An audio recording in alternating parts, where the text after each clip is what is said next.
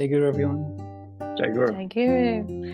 And welcome to another episode. We are on chapter 10, part 8 today, and we've got a full house, which is wonderful. We've got Priyank and Chris and Mike and myself.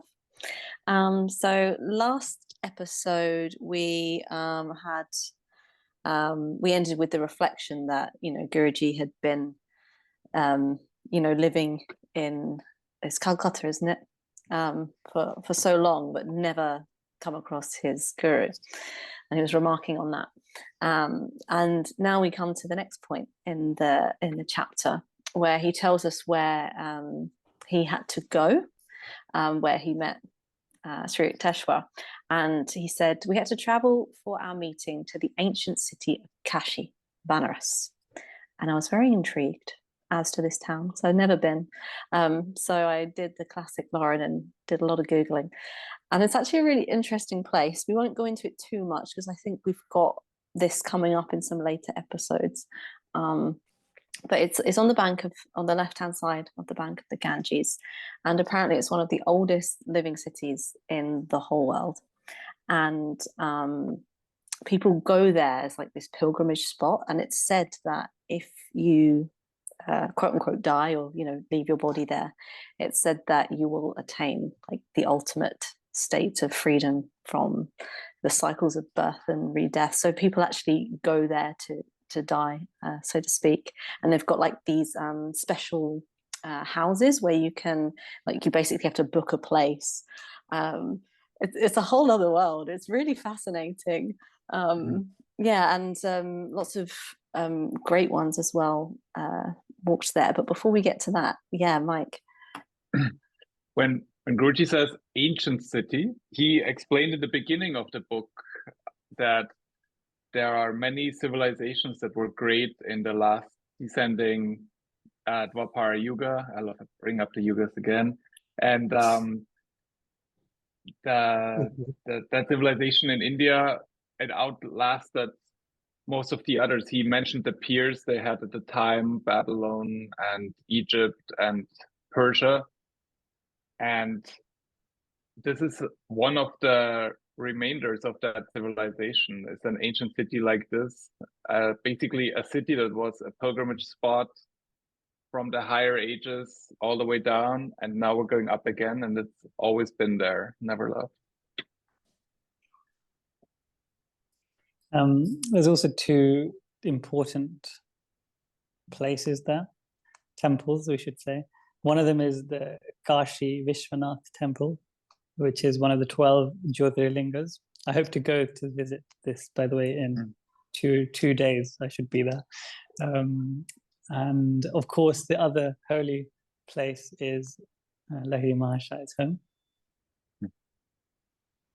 Indeed it is. And Guruji does actually say here, he said, hallowed by memories of Lahiri Mahashai. And I think we'll come to understand why, as we already do in previous chapters, but it got me thinking, because he goes on to say, the Buddha and Shankaracharya, am I saying that correctly? Shankaracharya, yeah. Shankaracharya, yeah. I always struggle with these pronunciations. But yeah, lots of great ones had walked on that land, all these yogi Christs. And even it was said that Buddha, after he'd attained enlightenment, he did his first sermon in Sarnath, which is basically on the outskirts of Kashi. So it's quite interesting. And then I started thinking about, taking pilgrimages and holy lands. And when I went to the Mother Center earlier this year, they let me go into Guruji's, where he used to live and sleep in the Mother Center, and it was really special. But they gave me this little card before I went in, and it was basically saying how, the vibrations in these places are so high, and if you actually meditate deeply in these spots where great ones have been, your realization and your spiritual sort of what would you say? Your spiritual development quickens. So it's very interesting. And then I went on a little spree of reading, and I found, as I often do, and I found this lovely extract from the Divine Romance, I think it is. So, Mike, would you mind reading that out, please? Also, if you go to a place where masters have lived, the vibrations there will quicken your realization. That is the value of pilgrimages to holy places. When I went to the Holy Land, I felt great inspiration and realization. Jesus incarnated in that troubled land in a time of great difficulties to show that his magnetism could outride every evil. His divine vibrations are still there, just as strong as when he was physically present. Those who are in tune when they go there will feel that presence. But first, one has to meditate and prepare himself. So you can't just go, just book your flight. You have to be in tune first. Yeah. Well, you can go anyways, I guess, but yeah. Yeah, I found going, because I'm here in India right now, I've been to 2 or 3 of either Sri Yukteswar's or Paramhansa Yogananda's important places like Ranchi and Puri and Serampur, and I just felt that exactly what he's described there with Christ. You know, it's such a powerful place, and as Lauren said about going to see Guruji's home or rooms in Mother Center, they've gone to so much efforts to like preserve everything and keep it exactly as it was, and you just feel that it's just such a beautiful place to go, and all of these places are. Did you meditate before you went, Priyank, and get in tune purposefully? Yeah. Tried to, and meditated there, of course, a lot as well. Of course. I think there's a real value in pilgrimage, because it gets you into a state where you want to spiritualize your whole journey. And in Europe, my favorite pilgrimage spot was always Assisi. That was always a place where I really felt the presence of Saint Francis and Jesus. And yeah, I feel like here in California, we are very blessed with places that have been followed by Yogananda. So even sometimes when I'm in downtown LA, I feel like, let's go to the Biltmore Hotel lobby and just sit there for a bit. And it's just so great, because it is a very powerful vibration that he left in many places there. It's true. Yeah, I felt that as well when I was in America, because I went to well, you three already know, but I went to Mother Center, and then I journeyed down to Encinitas and visited there, and me and Mike went to a few spots, Lake Shrine, and what do they actually Forest call Lawn. that? Is it the crypt? Is that what it's Forest called? Forest Lawn is the name of the cemetery, and his crypt is there.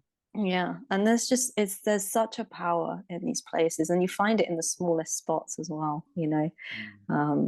I remember sitting in Encinitas. There's a little bench that looks out right over the ocean, and it's got this very strong sort of presence to it. And someone remarked to me as I was sitting there, "Oh, Guruji used to sit there." There you go. That'll be it. So yeah, there's definitely a very great power. I just want to touch on as well the person's name who I'm having trouble pronouncing, Shankaracharya. We will cover more on that in the next episode, because there's a beautifully long footnote, so we're going to delve into that next time. Okay, so then the chapter continues, and we have a very tense talk now between Sri Yukteswar and Guruji. And, we've had this sort of very beautiful, soft, tender moment, and now it switches. And Sri Yukteswar says, "You will come to me in 4 weeks." And then it says that his voice was stern for the first time. And it's quite interesting, this 4 weeks thing, isn't it? it seems that, you know, it's that prediction, isn't it? It's like this is happening. And then he says, you know, that now that I've told you of my eternal affection and have shown my happiness at finding you, you feel free to disregard my request. Which I found quite a peculiar choice of words, the word request, because it feels like a statement. It feels like he's not really asking him. It doesn't even feel like he's telling him. It just feels like this is what's going to happen. What did you make of it, Priyank? Yeah, so definitely I agree with you.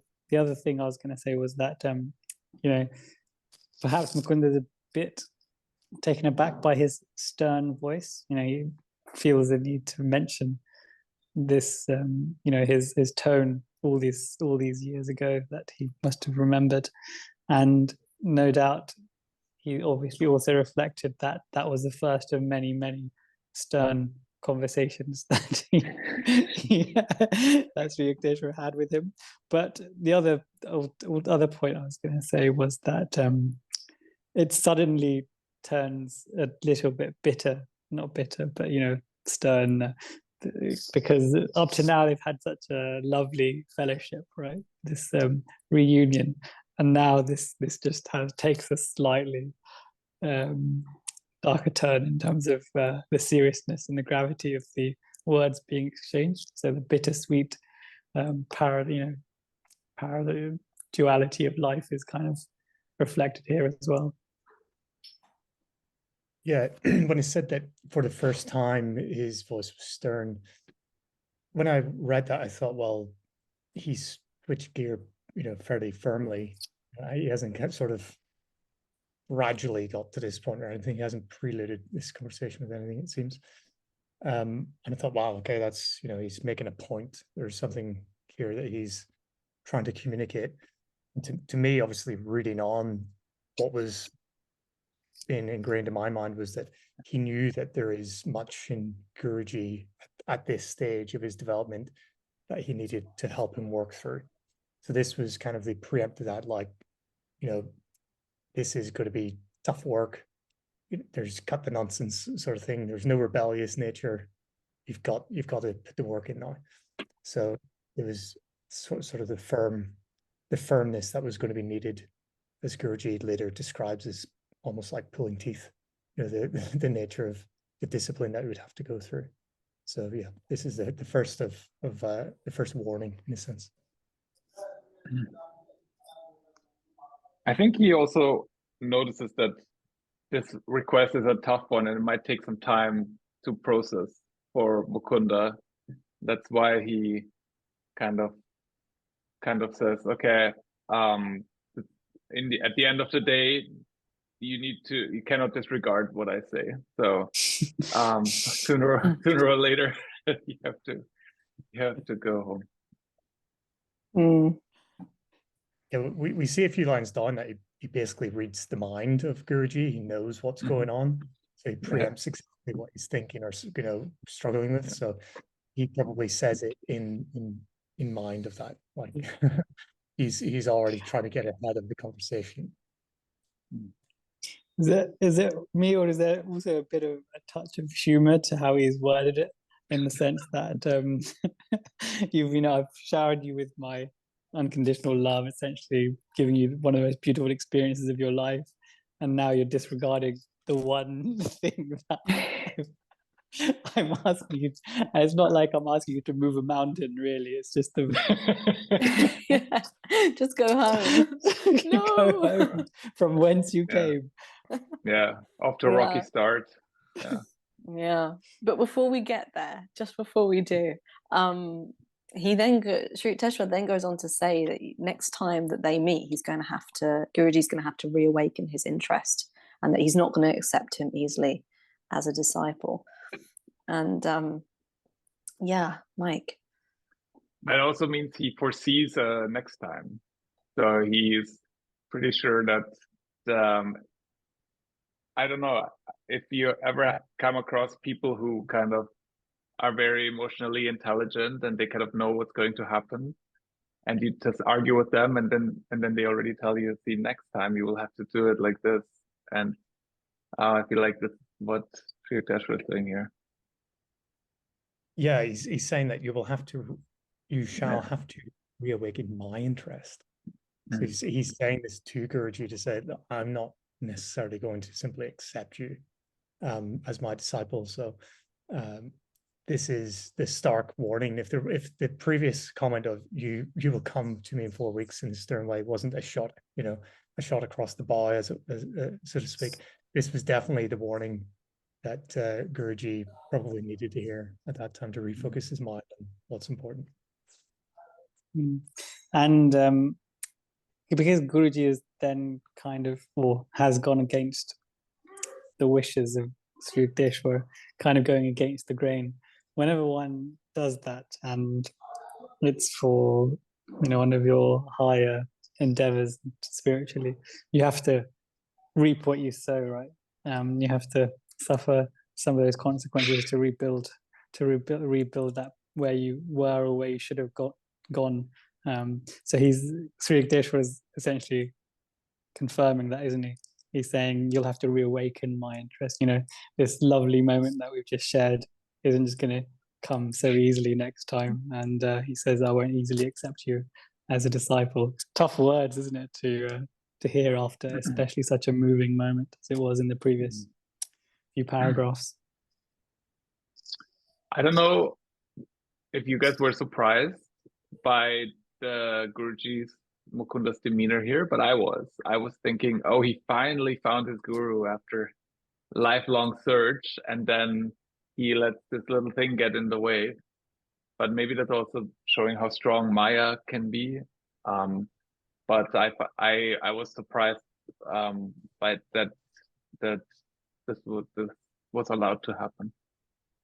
Is it something similar to the vein where Sri Yukteswar has a samadhi and then appears before Yogananda, and when he does, Yogananda sort of bear hugs him, doesn't want to let him go. Whereas that's not the nature of what's happening in that moment. He has to go. And so Yogananda is sort of fighting this. He wants to actually be with him. He doesn't want to leave him. He doesn't want to go and wants to just probably be stuck to Sri Yukteswar from day one and never let him go. Maybe it could be something along that nature as well. Yeah, and it's like you said, Brink, like it must have been quite hard to hear, mustn't it? In that instance, like they've just had this lovely moment, and then it's like, well, next time you see me, you're going to have to try and get my interest. And it's quite stark, isn't it? And I read in the Divine Romance this line from Guruji, and it says, "Great saints don't waste their time. You have to convince them of the urgency of your heart." And I really love that, and I feel like it's very helpful, actually, for me, just in general. I can approach meditations like that, and so on and so forth. But anyway, Sri Yukteswar then goes on to say that Guruji must have complete surrender by obedience to my strict training. And there's such a vast topic on this, isn't there? Obedience to the guru, and what does that look like? And actually, it's perhaps even different for all of us what obedience to our guru is like, and how that is for us in our lives. But there are some wonderful things that Guruji has written about this. But before we do, Priyank, what would you like to say? These two things. One is the fact that he's now directly saying that he's going to be strict. So the cats, if it wasn't out of the bag with the suggestion previously, now it's confirmed, stamped, sealed, and delivered, that how life is going to be for Mukunda for the next 10 years that he was with Sri Yukteswar. And also the obedience comment, Lauren, you made about it's different for all of us. Yeah, it's definitely true. For me, I just like to stick to obedience in terms of being regular with my practices, and just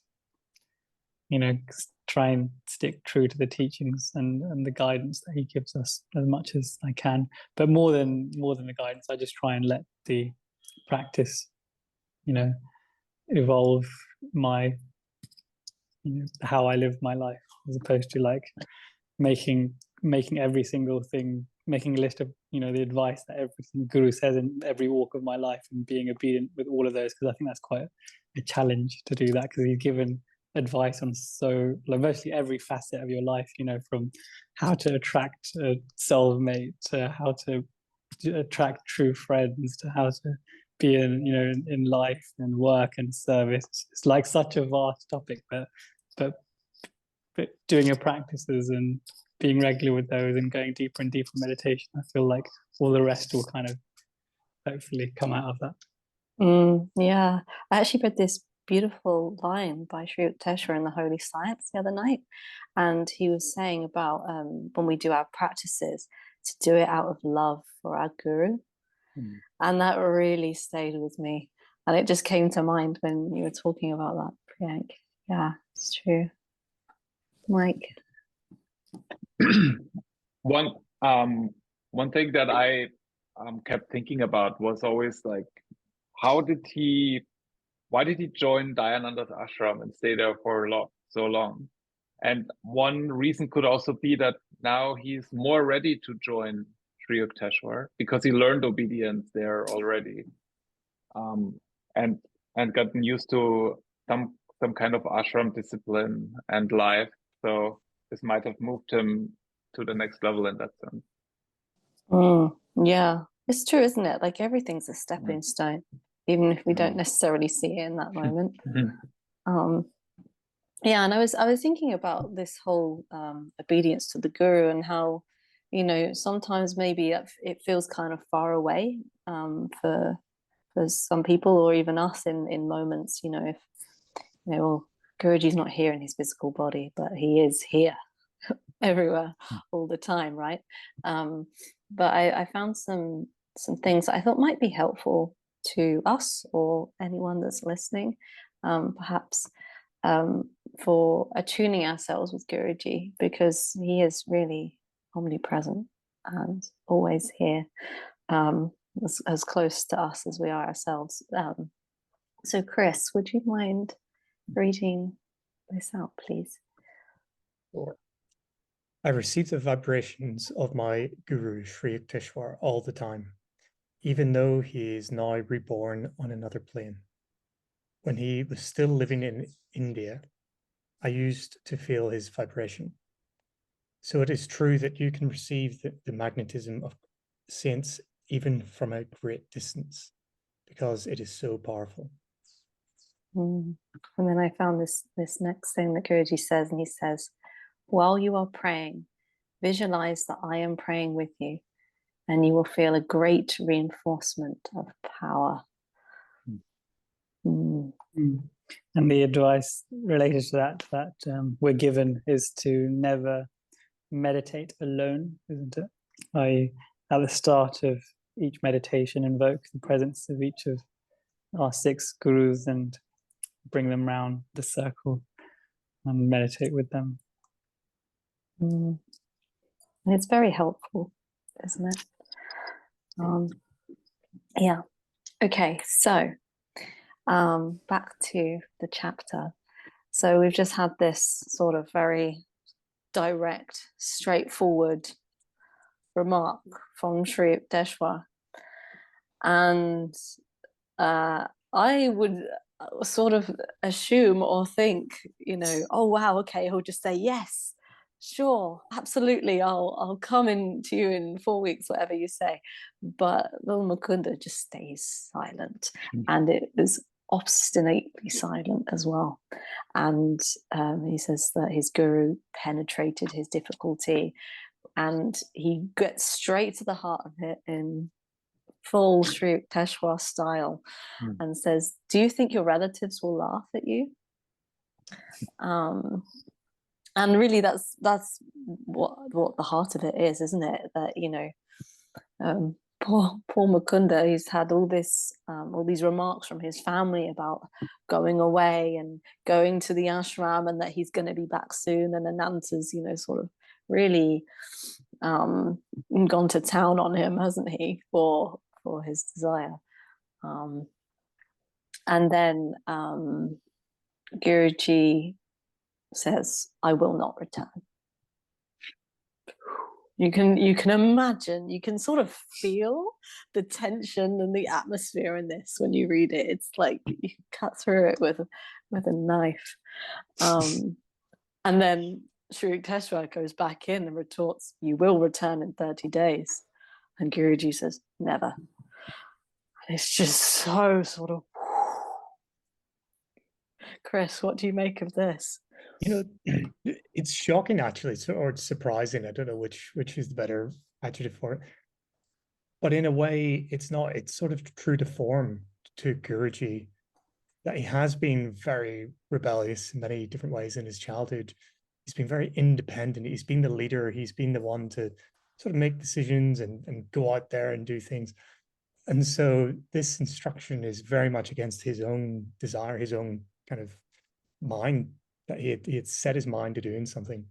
And here it is, just, at the drop of a hat, saying, nope, you've got to change that and go back. And I think he had it so firmly in his mind to not return under any circumstance almost, that it's not surprising to me that he wasn't willing to change his mind that quickly. So change your mind slowly and make up your mind slowly, but once it's done, it's done. So that to me is this sign of Guruji, that his mental power is so strong that he was sort of caught up in that a little bit in this moment, and wasn't willing to change it so quickly. But I think that is both an incredible strength of his that we can all learn from. But in this case, it's getting in the way of the flow of life. I feel like the intensity is underlined here even more by, he says never, but then he also says, "I bowed reverently at his feet and departed." So it's basically like never, and he was out the door. So this was a real, I don't want to say argument, but there was a real disagreement. And if this happens in real life, you would think, I don't know if this gets resolved, but somehow Sri Yukteswar has no doubt he will return, and Guruji, yeah, we'll see. I mean, it's not, people probably know what will happen, but it is, it probably, Guruji needs some time to think things through. Let's put it that way. And he walks in the midnight darkness, he says here, towards the ashram. So you can just imagine him sort of wandering home, sort of ruminating on this event. We do know that there is a positive ending to this whole interaction, spoiler alert, but it does sort of serve as a warning not to have this great strength of a firm mind. Once you put your mind to something, you can actually create it and go out there and create that reality. Not to let that get in the way of what we should be doing, which is having faith and having trust in our guru. So not letting your own mind try to figure things out for itself, but actually put the faith into a higher power. Because even Guruji in this moment is showing us that it's possible. And imagine what would have happened if he actually had stuck to that and it actually put a wall between them. Could you imagine? So thank God that he didn't. That serves as a bit of a warning to me, or a lesson. Essentially, don't be your worst enemy. Your own worst enemy is the moral, isn't it? Here, as Mike said, that the controversy was relieved, but before he left, he still bowed reverently. So he didn't lose himself, I suppose, or his newly established relationship with his guru, and just walk away, kind of, without doing the necessary respect and obeisances that you need to show towards your guru, which is quite comforting, isn't it?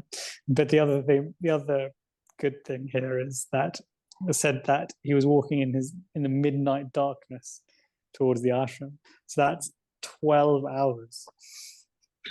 Because we knew that when he he said that the sun had not quite reached its zenith or something in the when we're talking about what time he met Sri Yukteswar, so it must have been around midday, and now we're talking about midnight. So Guruji sort of just records just not that many words here in this whole conversation, but that's 12 hours of conversations. But we do know that they had, they had quite a probably very long sounding meditation amidst all of this trauma and troubles. So assuming then most of the meeting was harmonious, it was just this little conversation actually at the end which kind of turned the tables. And yeah, but I feel like in human interaction that such an end like this can somehow make all the difference, right? It can make you have hours of pleasant conversation and then 5 minutes of inharmonious discourse, and suddenly the whole thing was bad, right? So I wonder if Guruji, he said he was thinking about why it ended like this, and like for me, when I would have left on this note, I would have my mind would have been in uproar. My mind would have been, oh, what's going on here? And it must have been the same for him, because he, on the one hand, he went from the highest high to, I don't want to say the lowest low, but from the highest high to some disappointing ending, let's say it like that. Yeah, and he describes it as the dual scales of Maya that balance every joy with a grief. That's quite something, isn't it, actually, to think that every joy comes with a grief. Gosh. Yeah. He was, as Mike said, that he was, at that time, he was probably wondering why it was it ended on an inharmonious note during that walk. But he answers his own wondering there, i.e. the dual scales of Maya that balance every joy with grief. And I wonder if that reflection was one that he had 30 years later, after he was a Paramahansa Yogananda, rather than Mukunda, thinking about this meeting, because it feels like he may have thought about the meaning of this interaction and what actually happened, what it actually means, and how it reflects life, by the dual scales of Maya that balance every joy with grief. And we know that he had a very, very beautifully joyous moment in the initial moments of the meeting, and probably for the first 11 hours and 50 minutes of that meeting. But there's 10 minutes of grief. I actually feel like there's definite truth to what you just said there, Priyank, about that sentence about Maya being a reflection. And I think perhaps yes, because then the next line, Guruji says, "My young heart was not yet malleable to the transforming fingers of my guru," which is definitely a reflection, isn't it? So yeah, it does feel like it's kind of a reflective lesson learned. Yeah, maybe does that detract what I said about the mind earlier? It's actually about his heart. He doesn't mention that his mind is the thing holding him back.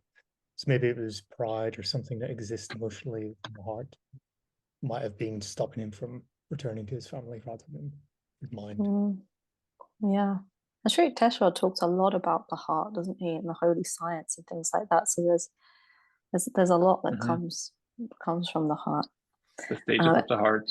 Yeah. Yes, exactly. Yeah, but that could be a whole other podcast, the holy science. we won't go there today, just in case we fall into the rabbit hole of divinity and never return.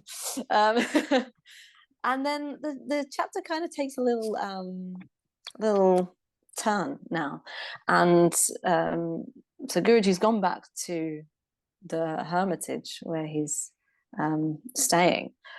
And suddenly the hostility increases, not kind of shockingly, I have to say, on reflection. And he says that, they spiked my days with invariable rudeness. So he really had to endure some, trials, didn't he? And not lose his peace amidst it all. I think that because now the direction of his life is set, isn't it? In terms of Sri Yukteswar as his present and future. So now the world is like, if you stay on that path that you're not supposed to be on, there's a whole host of resistance, isn't there? And it just gets worse and worse until you finally follow the course that you're meant to be taking. And here we see that you said that it was really bad, invariable rudeness and increased hostility. So that was bound to happen. And for us, that's often painful. That's painful as well when we go against the direction that we need to go in, or if we insist on, for example, keeping the company that we know we shouldn't be keeping, then relationships sometimes get worse and worse until you finally pull the plug and follow the direction that you're meant to be following. Like Priyank said, now he knows what he wants, and he knows that his future is not in this ashram. So I guess the perspective changes for him. Before he thought, this might be my future living here, so I need to find arrangements. And now it's much easier for him to draw the line and draw boundaries around himself. And maybe that also that probably sparked the situation to deteriorate over there, I imagine, and leads to his departure from there eventually. Yeah, that, as well as the fact that the day before he was with Habu, and he had actually Habu, right? And Habu's probably went back and said, up with Mukunda, he kind of was with me and then he wasn't, and he ran off. Useless. Yeah. There's no understanding there, but Yogananda doesn't reflect and say, well, I went back and blamed everything. Yeah, I wonder if he did utter a word. Probably not. I mean, what would you even say? He's probably so introspective, trying to figure things out and thinking about the inharmonious way it ended and things like this, that he probably hasn't said anything, right? He's probably just went back and kept his head down, not bothered explaining about the leg situations, so he's probably left a lot of questions amongst the team, and he's maybe distanced himself even further. He doesn't go into these details, right? But we can imagine it. Yeah, but from Habu's perspective, though, you'd be justified in making things a bit more difficult for Mukunda, because you're walking along, you got this chore to do, and Mukunda's like, his legs are being weird, and he's looking around. He just gives you all the heavy goods that you're supposed to take back to the ashram together, and then doesn't come back for 12 hours. He's probably, maybe he's even he's in his roommate, so he's like, he goes home, does all the work that they were supposed to do together, and then goes home, and he's not coming home at 6, not coming home at 9, comes home crawling into bed past midnight. It's not a good thoughts from young Paul Habu's head. And it's just saying, you'll not believe me, and they don't. He's just trying to get out of the shopping. Yeah, and I have to say, I did find it a kind of a bit sad that he had to endure so much rudeness and hostility, and he says here that 3 weeks passed. So again, that's a long time to kind of retain a level of decorum under such intense rudeness. But I have to say, even though I did feel a bit sad of thinking of poor little Mukunda, enduring all of this, he did have to go through it to be with his guru. So really, it's a joy, really, that it happened. But it must have been quite a test at the time. Has to suffer the pain of disregarding his guru's requirements, shall we say. But I was wondering, 3 weeks potentially may have passed because he was waiting for his next like paycheck from his dad, because he has to go from Benares back to Calcutta, right? And you can't just magically, it's not a short journey. Even now you drive and it's probably like 12 hours, having done it actually in the last few weeks.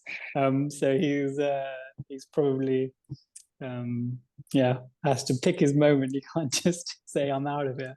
Just to play it cool for a little while and bear all this pain. Yeah, especially with technology back then, he would probably have to send a telegram to his dad or something. I don't know. And then I don't know how you send money to, I don't even know how that works. Does the cash come in the mail, or is it Western Union, Mike? It was Western Union? Was it already there? All right. Western Bengal Union. West Bengal Union. West Bengal Union. Also, we shouldn't forget that he left Sri Yukteswar on this note where he said, "I will never return." Right. So I don't know if it took him 3 weeks to change his mind on that, but he was. It might have taken some time to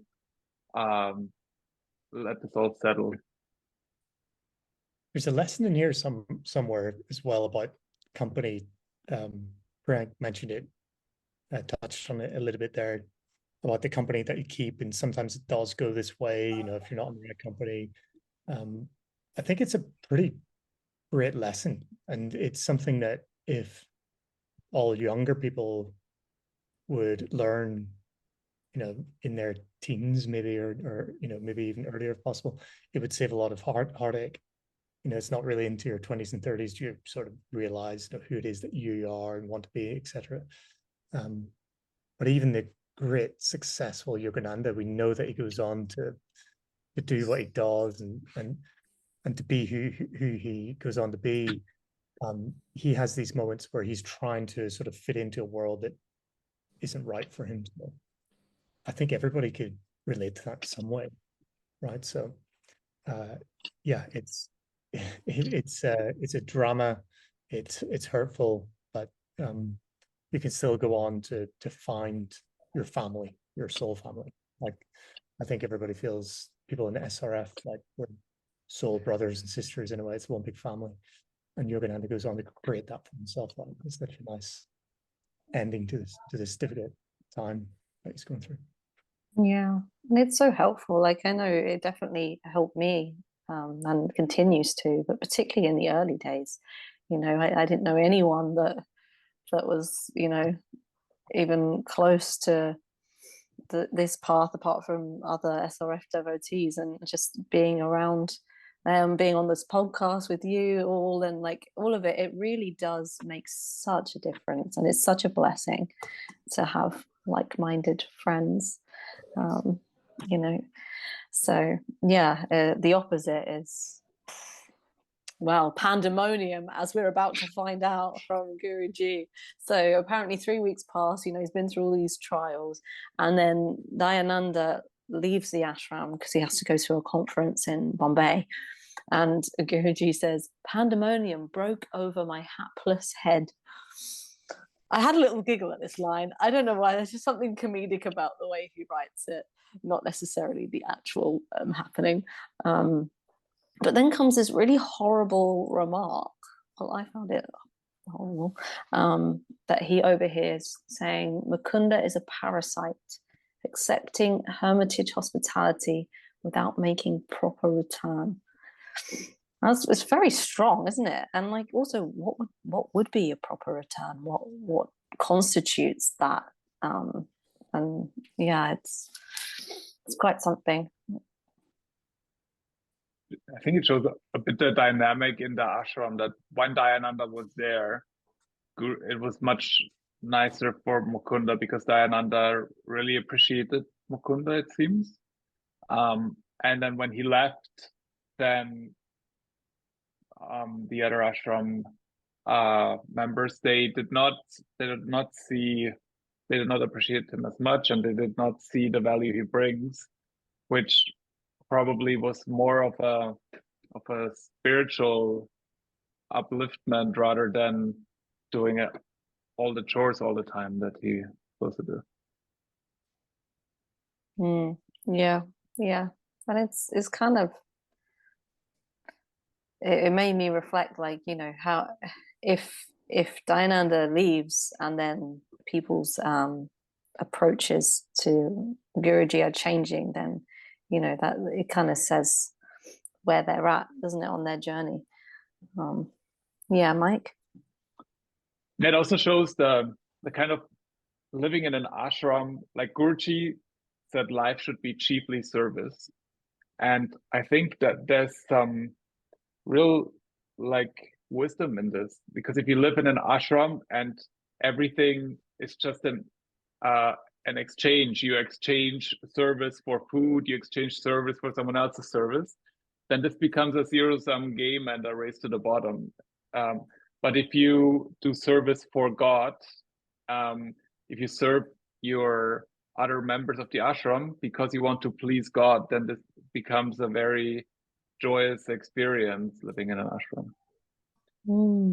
Yeah, and also I guess it's another little nod that, you know, going to the ashram is only well and good if you've really removed all those qualities within you that aren't conducive to the spiritual path, because otherwise you just end up like here in an ashram full of bitter devotees who are being really mean, you know. So yeah, so with that, he regrets sending his money back to his father, he says, as you would, and he says with a heavy heart, he seeks out his only friend, Jitindra to the rescue. I really like their friendship. I find it very sweet.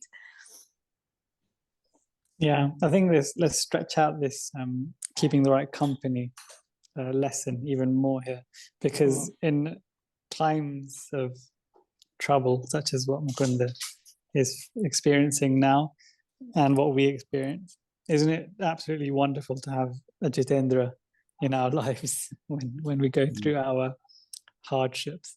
And that's why, you know, it is great to have great like-minded friends and relationships, and that's why company can be both a a hindrance, or that, you know, can create trouble for your life, but also it can be the opposite, which is it supports your life and spiritual endeavors. And they don't even need to be spiritual necessarily. They can be anything, can't they? Even, you know, family and work and all that kind of stuff. Yeah, it makes a massive difference. It's a blessing, isn't it, having friends like that.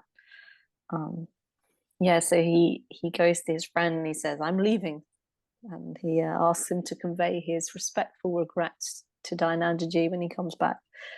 And in true friend form, Jitendra goes, "Well, I will leave also."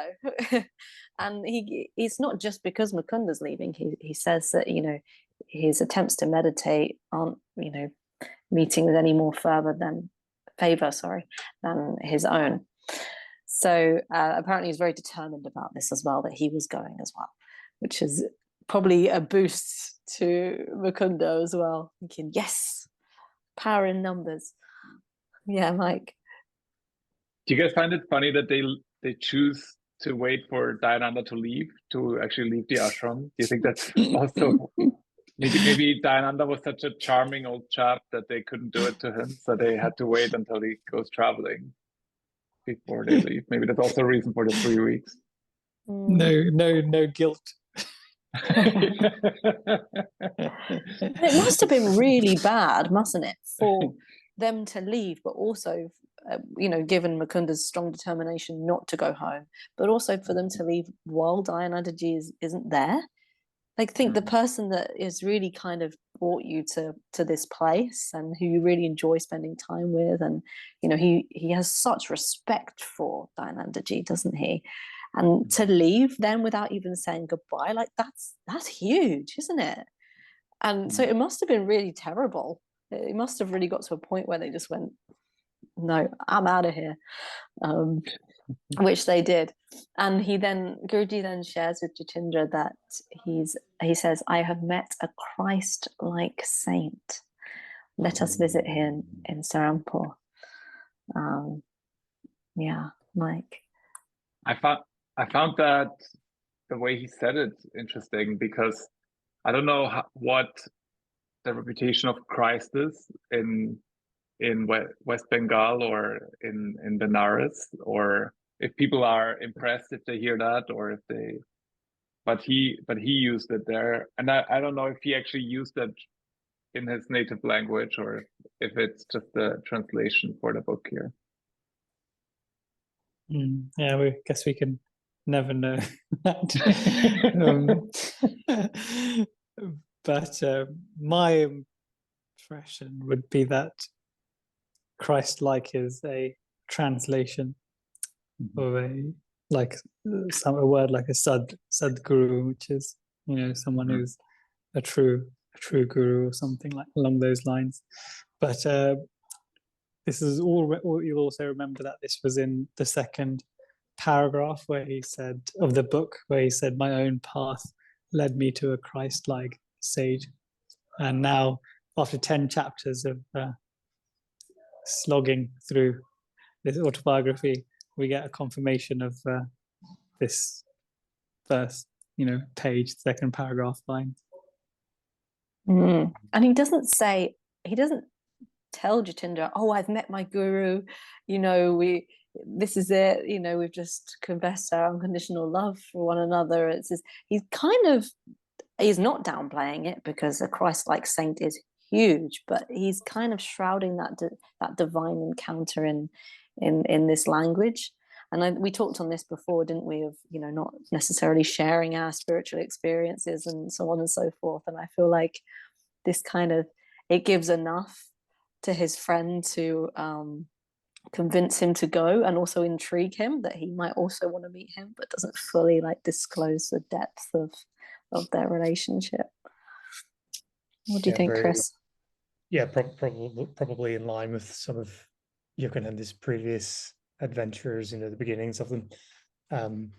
But I don't know, when I read this, I thought it was quite reserved as well. I thought, maybe there's, for the sake of writing the book, you kind of leave out certain things that are said, you just summarize it in some way. As he's maybe done here, he's said it in one sentence. I imagine more was said. But if there wasn't more said, maybe he was a bit cautious about the trials that were still yet to come, that Sri Yukteswar had warned him about, like, hey, I'm not just going to accept you. You've got to surrender to me. So maybe he was still in this agitated state because of what was going on in the ashram where he was, possibly.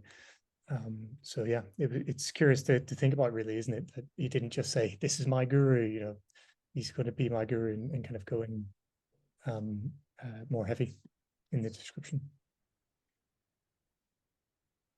And I'm still hung up about the way they parted. He says never, and he left the building, right? But Sri Yukteswar said you will return in 30 days. So that's also kind of a hidden, you're welcome to return in 30 days, right? You're always welcome to come back. And he doesn't feel that same feeling that he has with his family, that Sri Yukteswar will wait for him and say, like, well, look who's back. And, like, he's not going to be like that. He's not going to be like that. He's he knows that Mukunda, that is like a really difficult thing for him to go back to his family, but eventually he will get over it. And maybe that's why he's a bit cautious in describing this here. And I'm just wondering also, if that's why Sri Yukteswar said, I will not easily accept you as my disciple, because he knows that Mukunda's going to resist his request. And, they're going to have this conversation of, no, I'm not going back. So it kind of all makes sense, doesn't it, really? But alas, as we read in the last sentence of the chapter, so the bird prepared to swoop perilously close to Calcutta. So it's all about to come true, as we won't be surprised to read. I love the bird analogy that stems from banter between him and Ananta. It's just I love that. Yeah, I mean, it ends the chapter on kind of like an uplifting note, and it ends with an exclamation mark as well. So it feels like, oh, we're about to get into something. So even with all this sort of supposed inharmoniousness, we get a kind of an uplifting end, which I quite enjoy. But it's like not a cliffhanger, isn't it? It is actually. It is very much like a cliffhanger because I feel like, oh, what happens next? Which we will find out. Yeah, Mike. Did you guys ever think that the arrangement at Sri Yukteswar's could have been done differently? That somehow Sri Yukteswar could have said, "Oh, you can stay in my hermitage with me," but he didn't do that because he felt that Guruji has some things to work through with his family, and that will be part of his training. So I'm choosing to do it like that. Yeah, that's a really good point, Mike. Yeah, there's so many things that they would have known, isn't there? That only on reflection or when we read the book we think, oh yeah, there's a lesson in there. But that's not quite the end of the chapter, because like I said earlier, we have a lovely long footnote which we're going to delve into next episode. So we look forward to that, unless anyone has anything else they want to add about this chapter. No, we will end it here on the joyous note of the bird swooping close to Calcutta, and we'll find out more in the next chapter. Thank you all so much. It's been such a joy this episode, so thank you, and we'll meet next time. Take care.